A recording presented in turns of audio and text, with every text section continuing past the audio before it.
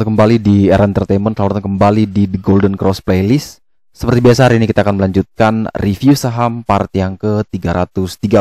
Namun sebelumnya bagi teman-teman yang mungkin belum subscribe channel YouTube ini, sekali lagi jangan lupa tekan tombol subscribe, nyalakan lonceng notifikasinya agar teman-teman tidak pernah ketinggalan informasi-informasi terbaru dari channel ini. Di part yang ke-330 kali ini kita akan kembali mereview ada 6 saham, di mana saham DGNS, MTDL, GEMS, PNLF, BABP, dan saham kios yang telah teman-teman request di YouTube sebelumnya.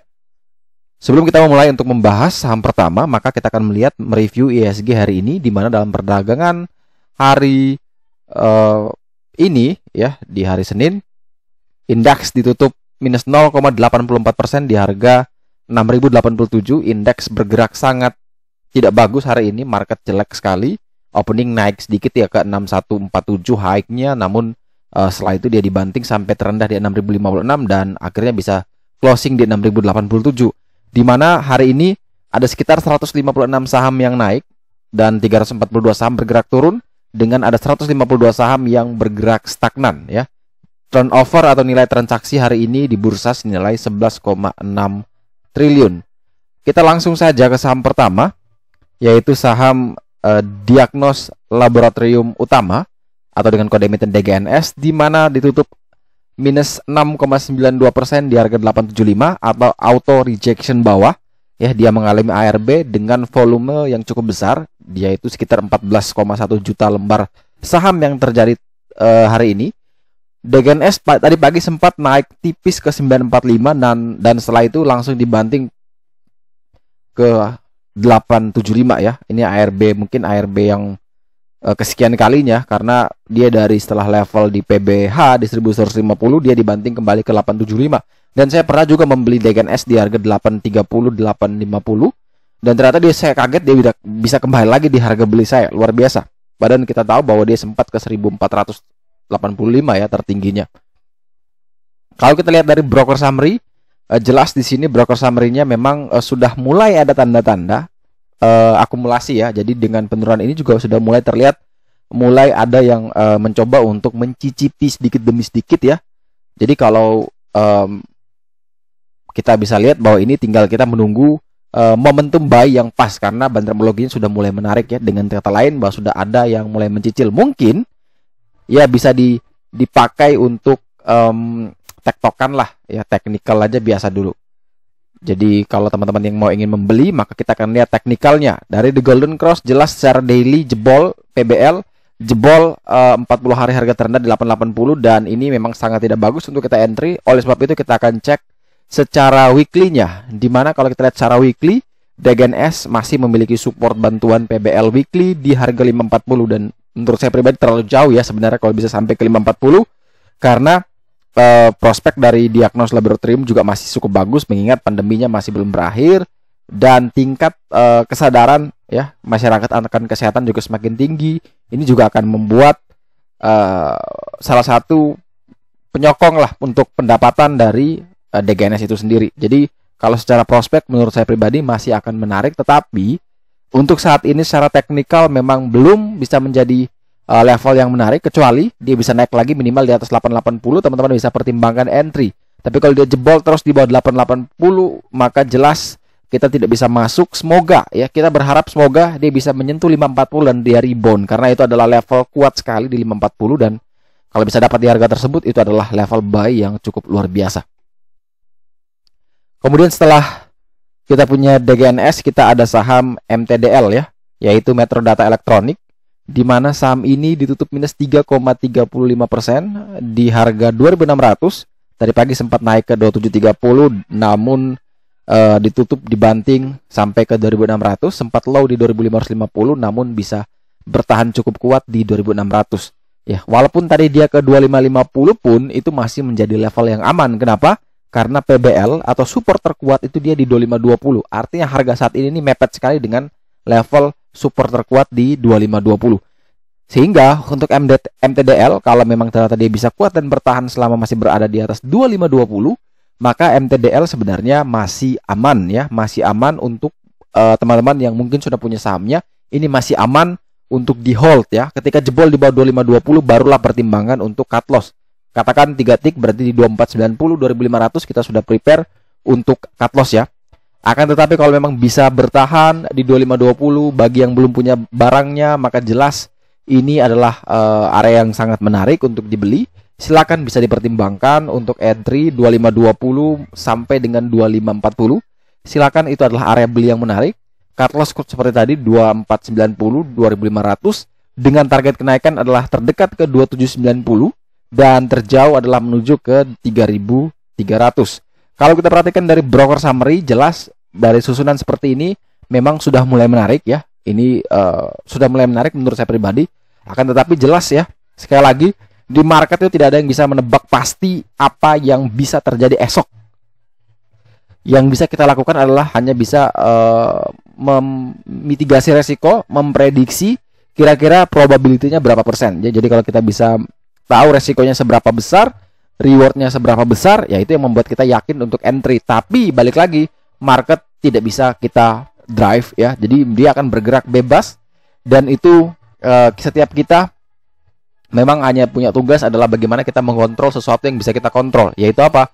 Kita belajar untuk melihat apakah saham ini memiliki risk reward yang menarik atau tidak ya. Kalau memang ternyata memiliki risk reward yang menarik, maka ya kita bisa pertimbangkan untuk entry di emiten tersebut. Kalau jelek ya mending tidak perlu. Entah nanti besok marketnya bergerak bagus atau tidak, itu urusan belakangan ya. Yang penting kita sudah tahu kalau dia bergerak sesuai plan kita, ini targetnya. Kalau tidak sesuai plan, ini cut loss-nya. Itu poin penting yang harus teman-teman ingat, bahwa ketika dalam trading jangan sampai kita hanya fokus ke profitnya saja ya. Tetap mitigasi risiko adalah poin paling penting di dalam sebuah trading.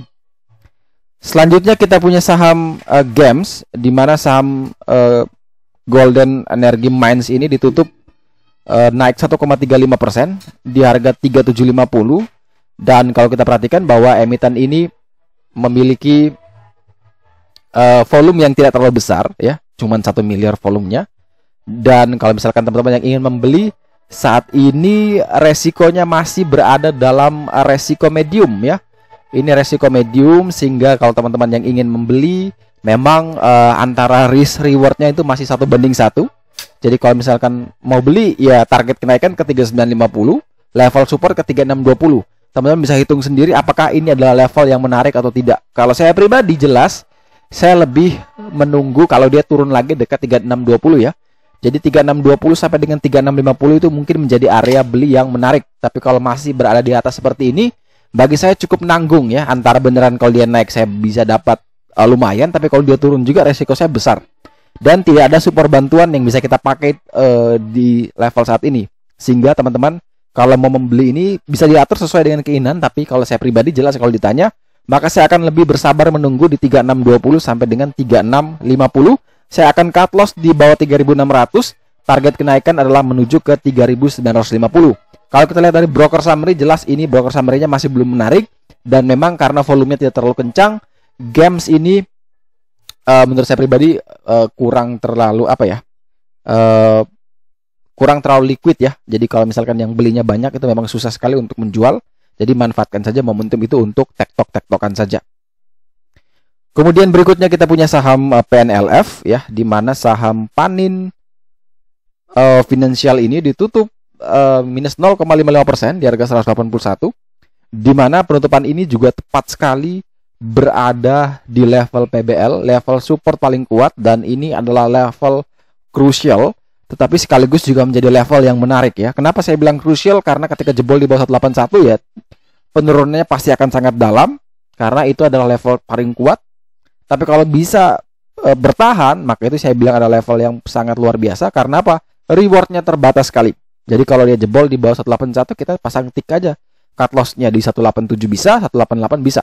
Tapi target kenaikan kita bisa sampai ke 195, itu adalah PBH, sampai ke harga 208. Jadi rewardnya begitu lebar, tapi risknya sangat terbatas. Sehingga menurut saya pribadi, kalau memang dia bisa kuat dan bertahan di 181, ya silakan pertimbangkan untuk entry 181 sampai dengan 183. Cut loss seperti yang tadi sudah diinformasikan, begitupun juga dengan taking profit.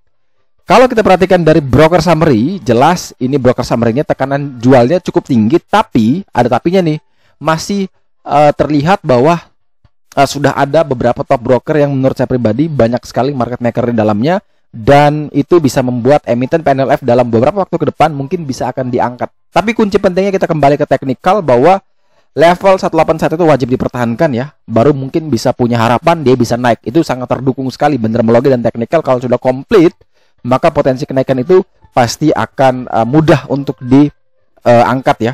Tapi kalau teknikal masih jelek, maka saya pribadi memang tetap akan menunggu level teknikal yang bagus. Kalau kasusnya PNLF, jelas ini bagus ya. Yang penting 181 itu tidak jebol. Kalau jebol ya kita cut loss, selesai. Tapi kalau bisa bertahan, maka ini punya potensi lumayan ya, sampai 195, bahkan bisa sampai ke 208.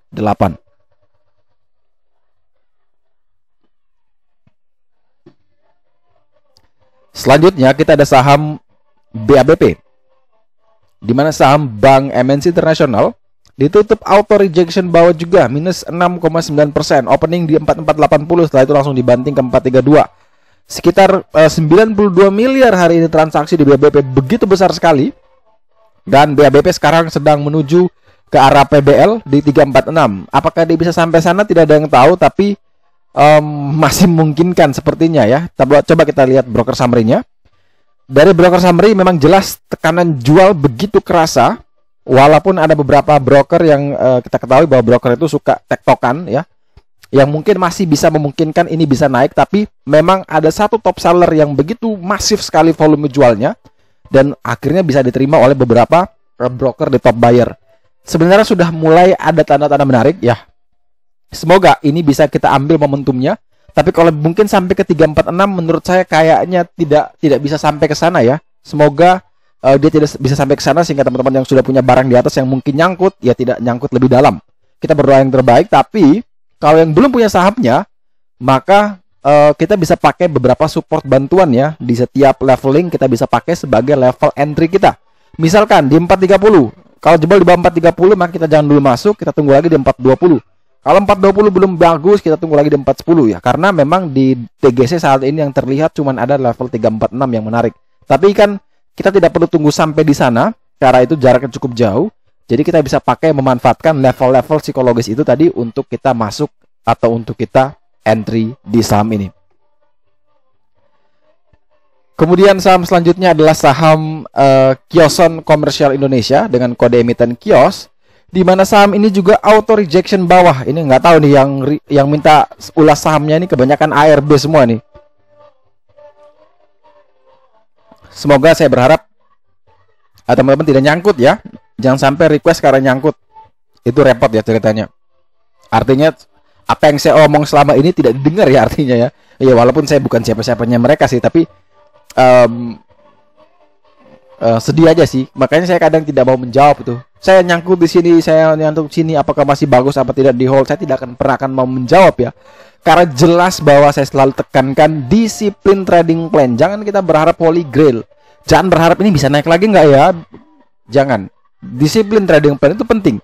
Kalau sudah dalam baru kita pusing. Tapi kalau belum dalam kita biasanya santai-santai aja. Gak ngapain cut loss, pasti begitu. Tapi ketika sudah dalam baru kocar-kacir. Nyari tannya kiri kanan, akhirnya apa? Pusing sendiri kan. Nah, kalau untuk kios memang secara teknikal masih menarik. Karena apa? Masih bertahan di atas level PBL di 995. Ini masih aman sebenarnya. Jebol di bawah 995 baru was-was karena potensi ke 745. Itu dalam sekali. Tapi kalau yang belinya di 1800 dan sekarang 1100, waduh, repot itu, hancur itu ceritanya. Tapi kita berharap bahwa semoga dia segera technical rebound karena ada 2 kali gap down-nya, ada indikator di sini kelihatan. Dan kalau misalkan besok dia ARB lagi mungkin bisa kuat dan bertahan, ya silakan bisa pertimbangkan selama dia bisa bertahan di atas 995. Kalau memang bisa kuat dan bertahan di 995, silakan pertimbangkan buy 995 sampai dengan harga 1000. Target kenaikan terdekat ke 1210, target jauh ke 1855, dan cut loss bisa pasang di 970, 980. Akan tetapi kalau ternyata jebol terus di bawah 995, jelas kita jangan dulu masuk, kita wait and see untuk saham kios. Bagi yang sudah punya sahamnya, katakan yang tadi ambil di ARB sekalipun, ketika jebol di bawah 995, wajib kita cut loss terlebih dahulu. Kita akan entry nanti kalau memang dia bisa naik lagi di atas level PBL atau yang nantinya bisa menjadi resisten paling kuat. Kalau kita lihat dari broker summary, memang broker summary-nya masih terlihat sepertinya masih ada tekanan yang cukup tinggi, tapi sepertinya sudah mulai reda. Semoga mentok di 995 dia bisa technical rebound kembali. Oke, sekian dulu review saham part yang ke-330 hari ini. Terima kasih banyak teman-teman yang telah setia menonton. Sekali lagi jangan lupa like, subscribe, dan share agar semua informasi yang dalam video ini dapat berguna, bermanfaat, dan tentunya bisa menjadi panduan trading di keesokan harinya. Sekali lagi terima kasih banyak, sampai jumpa dan semoga membantu.